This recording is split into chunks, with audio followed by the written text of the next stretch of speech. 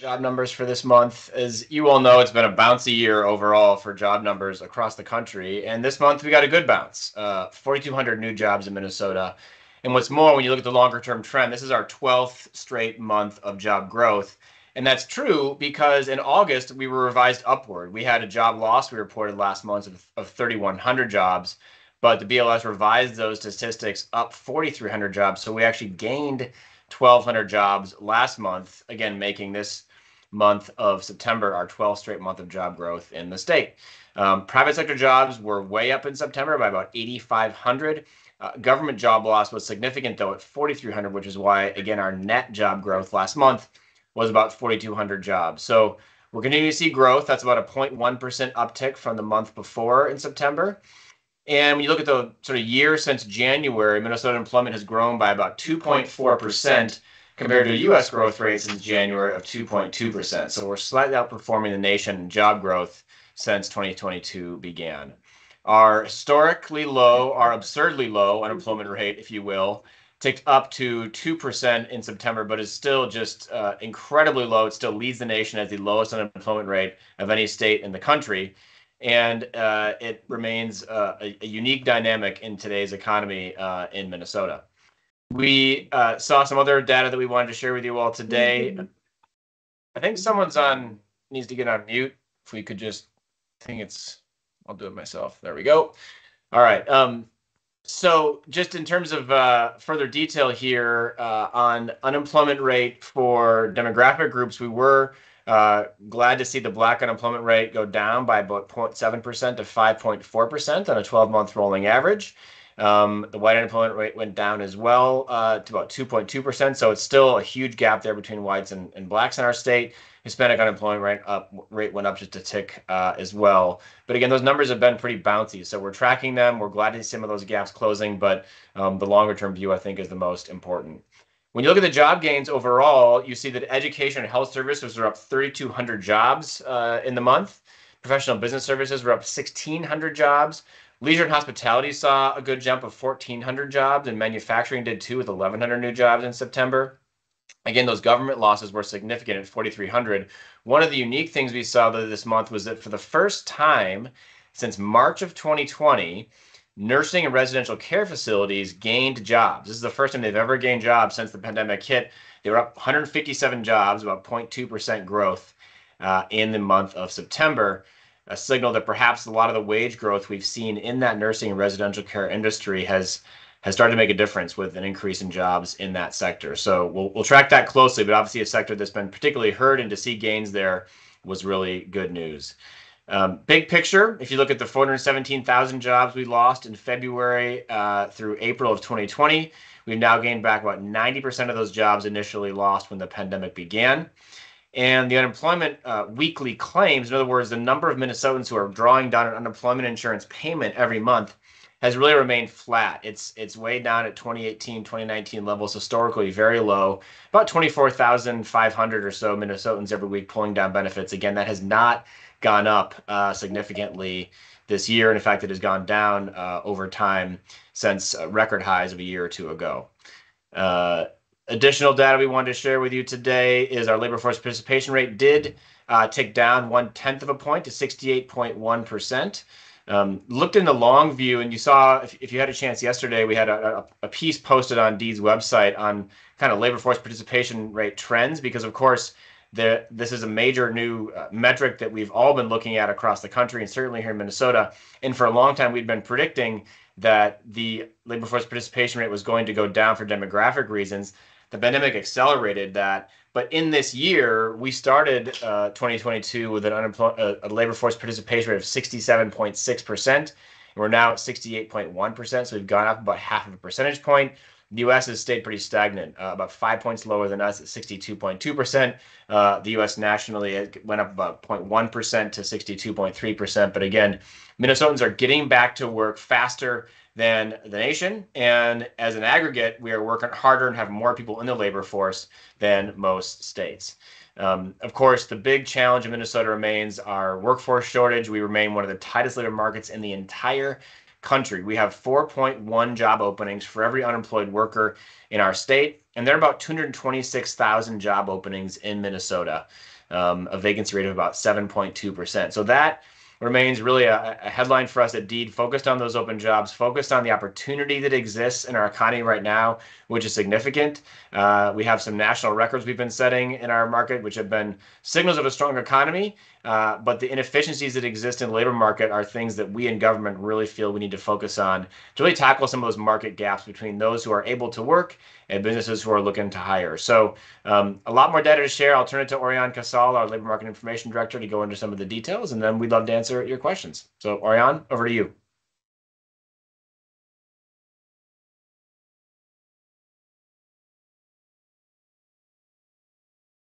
100 jobs in September, following the addition of 1,200 jobs in August after revisions.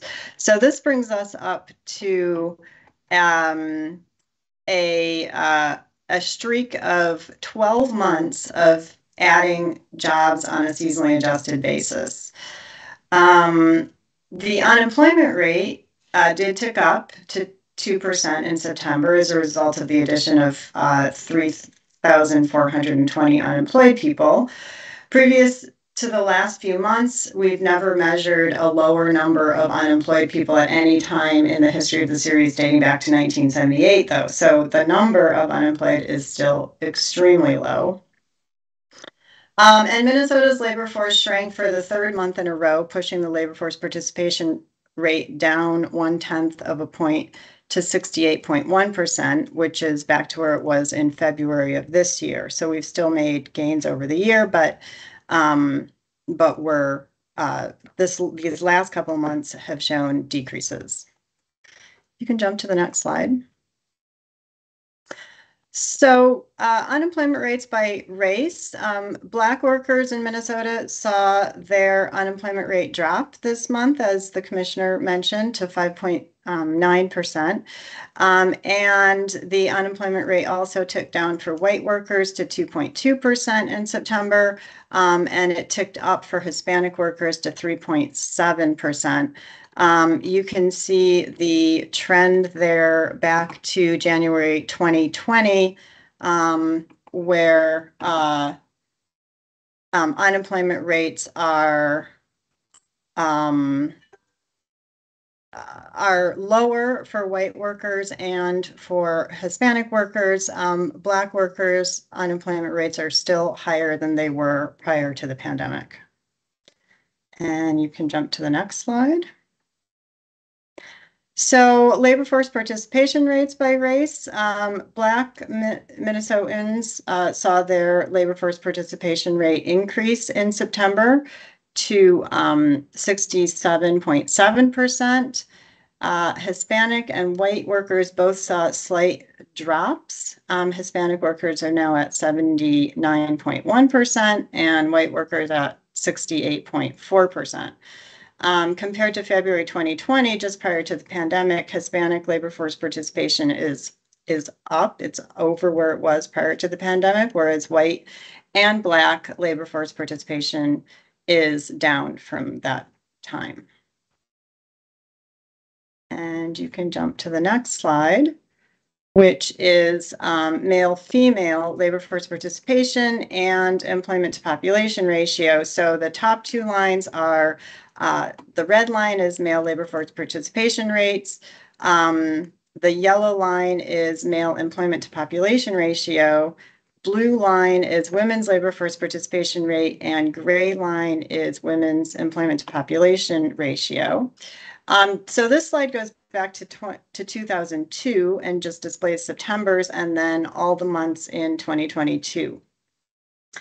Both the labor force participation and the employment to population ratio lost ground between 2022 and 2019, largely the result of higher shares of people aging into retirement over this period. One exception is that in 2018 and 2019, women seem to have responded to the very tight labor market by coming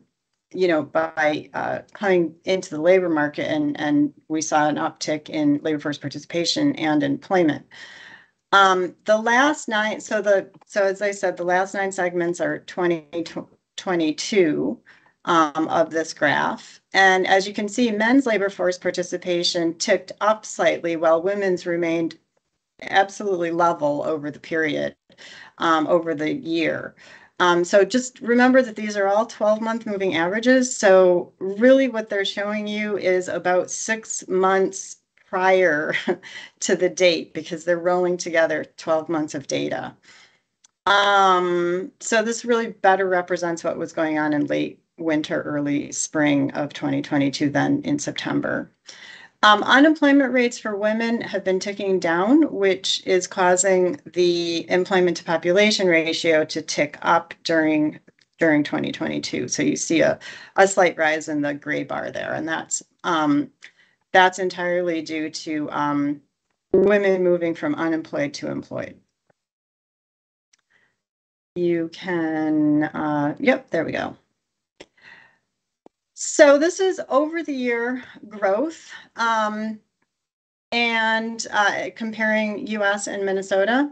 Over the year, Minnesota added 93,713 payroll jobs. That's up 3.3%. If you remember from last month, this is an increase in the over the year change. The private sector added 92,085 jobs over the month, and that's up 2.7%.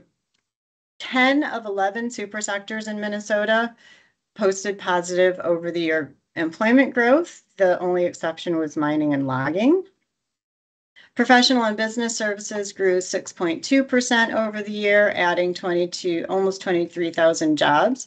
That was led by the administrative services sector, which includes temp help. So temp help was up 7.4% over the year. Professional, scientific, and technical services was up 6.1%, and management of companies was up 3.3%. Manufacturing is doing really extremely well in Minnesota. As you can see, it's beating the nation in over the year growth.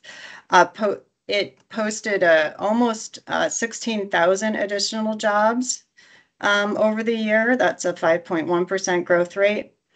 And all published sectors, so all sectors that we have enough sample to publish, grew.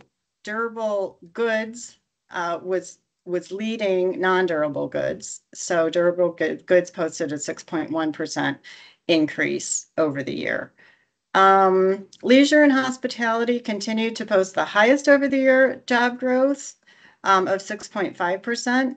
So that was an addition also of almost 1,600 jobs. And mining and logging lost 252 jobs over the year. The commissioner mentioned that this was the first month that we saw over the year job growth in the nursing and residential sector.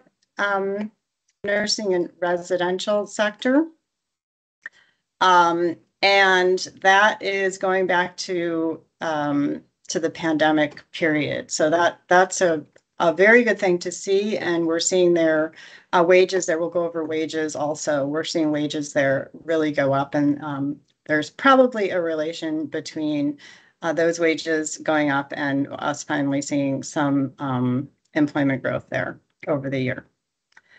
Can go to the next slide. So this is the job loss and recovery since the pandemic slide. So we lost the 417,000 jobs from February through April 2020 and have since gained back 360,300 of these jobs. That's 90% of the jobs that we lost. And that it's 90% both in the in all jobs, so including government and in the private sector. So turning that on its head, we're still down 1.9% from where we were prior to the pandemic. So we still have some job growth to some jobs to gain back before we're back to where we were in February 2020. So looking at the breakdown by industry.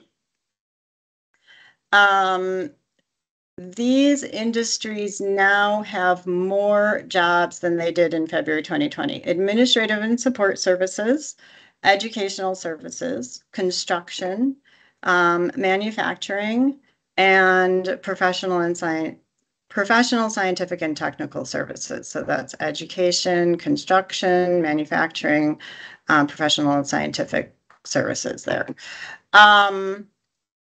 State and federal governments down here continue to lose jobs, along with mining and logging. And of those sectors most impacted, other services has regained 86% of the jobs that they lost. Accommodations and food services has regained 84%, and arts, entertainment, and recreation has also regained 84% of the jobs that they lost during the pandemic. Okay, next slide. This is the wages and inflation, comparison of wages and inflation. So we have Minnesota total private, then we have Minnesota industries. This is US total private, and this is the inflation growth from the CPI. So inflation was at 8.2% in September. Minnesota total private was at 5.7% growth in Minnesota, and then US 5.2%. The blue segments are year ago growth, and then you also see the average earnings per hour for these different industries. So, can you go back? Yeah. So just to point out, nursing and residential care is up 11.7% over the year. In wages in September, construction is up 8.5% over the year. Non-durable goods manufacturing 8.3% over the year, and the professional and business services sector is up 9.5% over the year. And yeah, we can go to the last slide real quick, just to point out that Minnesota's average hourly earnings rate is $34.90 in September, and US $32.40 an hour in September. And I think we're going to take questions now. $40 an hour in September.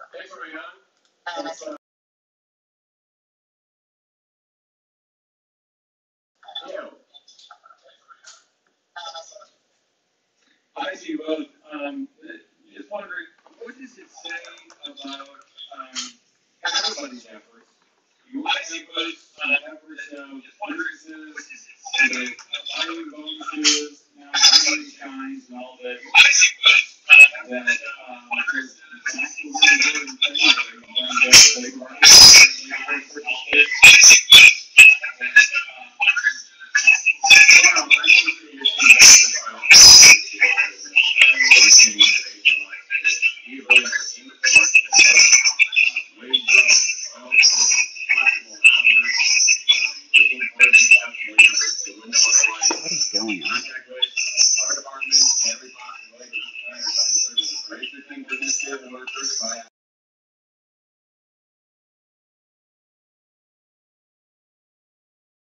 to really step in and continue to play a key role. There's a lot of labor hiding in plain sight. There's a lot of businesses who are rethinking how they hire.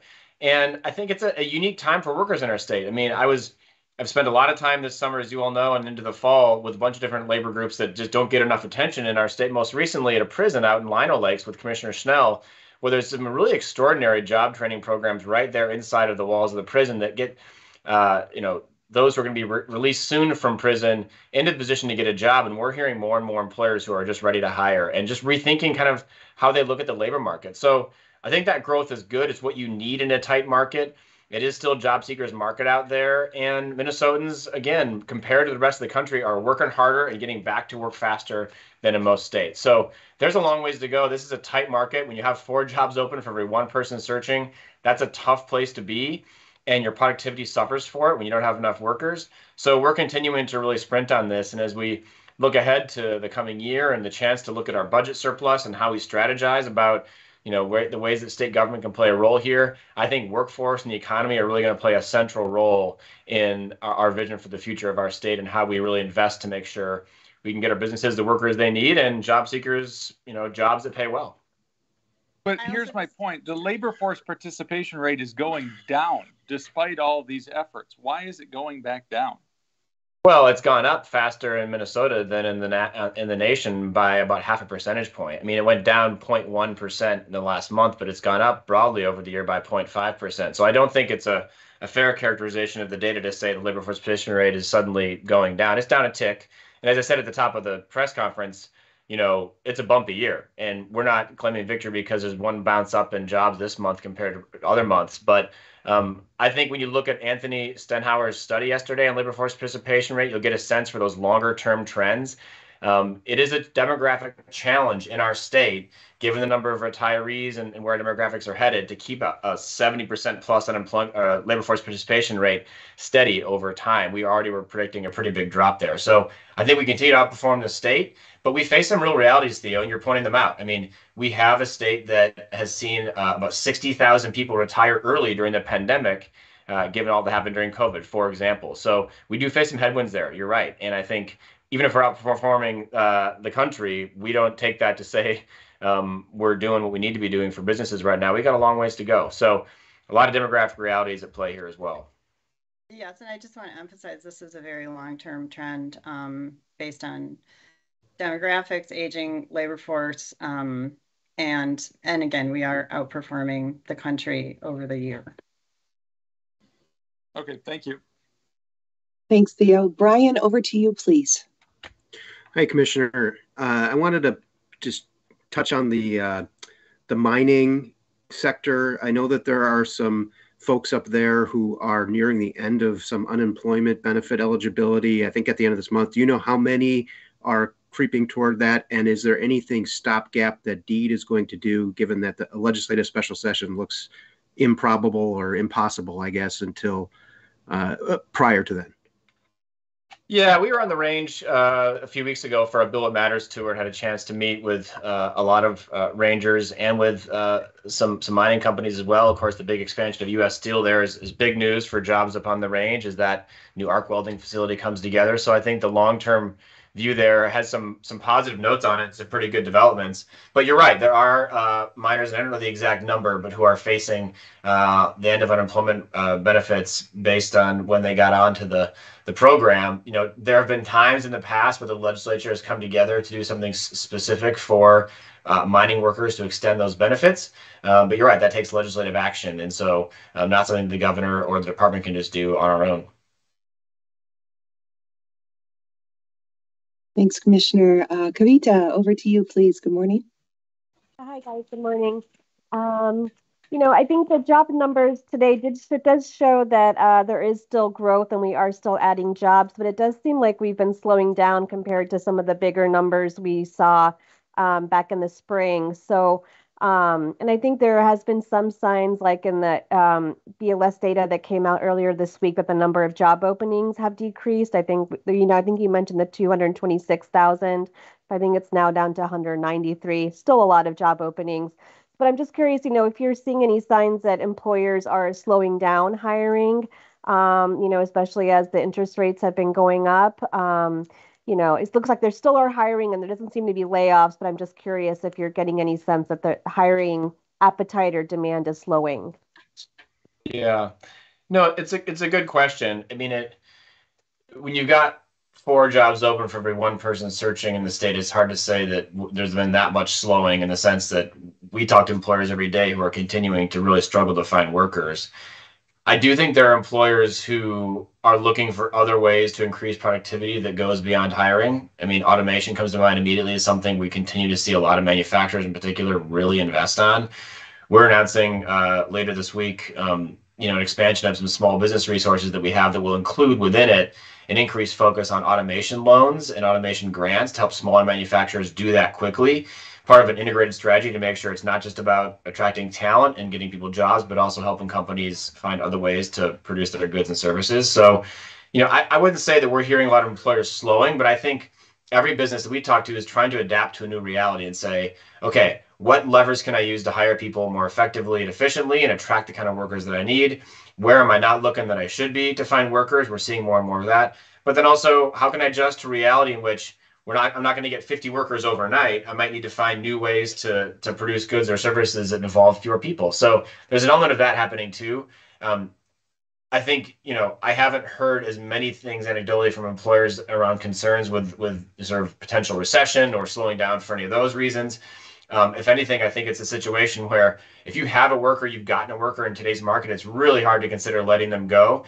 Many employers, many businesses who are manufacturers and may see a slowdown in goods production, or at least the demand for goods, are telling me, well, we have such a stockpile, such a backup due to supply chain issues that even if that continues, we still need workers to catch up to the orders that we're delayed on. So it remains, I think, a tight labor market and one that we think is really full of opportunity right now, and we're not a lot of employers who are giving up on that need to hire in the aggregate. Thanks, Commissioner. It looks like we have time for maybe one or two more questions. Any other questions from the press?